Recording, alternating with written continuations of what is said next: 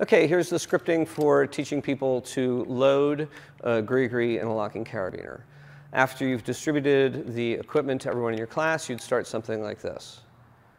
Okay, I've just handed you all two pieces of equipment. I've handed you a locking carabiner and a Gri Gri assisted braking device, belay device. Let's start with the locking carabiner. It's called the locking carabiner because you can't simply squeeze the gate and get it open. There's two additional steps you have to follow. The parts of the carabiner are the spine. This is called a ball gate carabiner because you can see this green ball here. You also see this black plastic. That's the sheath, and it surrounds the gate. So in order to open this locking carabiner, you hold the carabiner so that the sheath is, or so that the spine is between your thumb and your fingers. You press the ball in with your thumb. You take your fingers and your thumb together to twist the sheath, and then you pull the gate open. Now, this is a little bit clumsy on your first few attempts, so let's practice this a little bit. Hold the carabiner, press, twist, pull. Press, twist, pull, press, twist, and pull. I'll give you a couple moments to practice that on your own. You do want to get comfortable using this with one hand. It's much more cumbersome to always have to use two hands to manipulate it. Now, once you've practiced it a few times and you feel like you're comfortable with it, go ahead and clip your locking carabiner to the belay loop on your harness, which for you guys is the green loop right in front of your belly button. And now we're going to go over the Gri Gri. The Gri Gri has a few parts that you need to identify. First is the plastic handle. You're going to pull back on this to lower a climber after they've fallen or weighted the rope. This hole here is called the attachment hole. That's what you clip your carabiner to. And then this moving part here is called the side plate. When we open the side plate, it reveals the rope path and the cam. I said earlier that this was an assisted braking device. And what that means is that the device actually creates some friction to assist the belayer in their job. And it does so by this cam.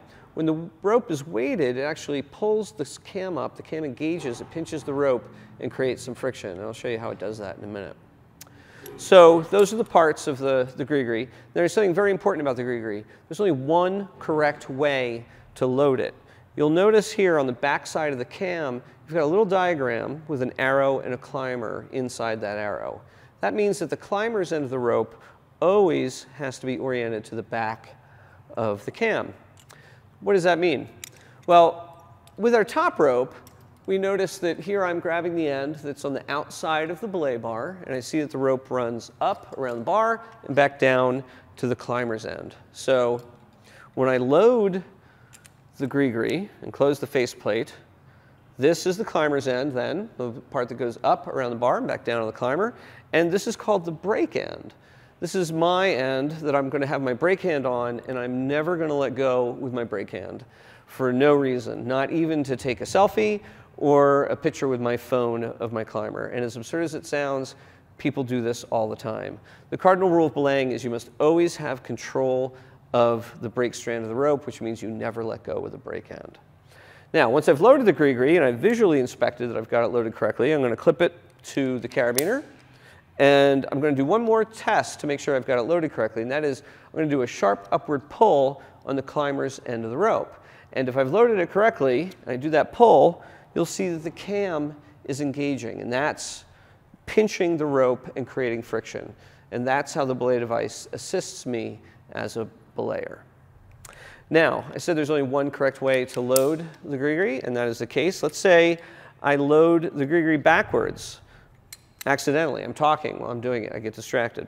Now the brake end, or sorry, now the climber's end is coming out the front of the Gri Gri, and the brake end is coming out of the back of the Gri Gri. So I'm still going to do the yank test. I'm going to pull forcefully upward on the climber's end of the rope, and nothing happens. So that's why there's only one proper way to load the Gri Gri. Only with it loaded correctly will the cam engage and create friction. So I'm going to twist the rope over, get it loaded correctly, clip it to the carabiner, do one more quick yank test. The cam engages, so I know I've got it right. And now I'm ready to practice belaying.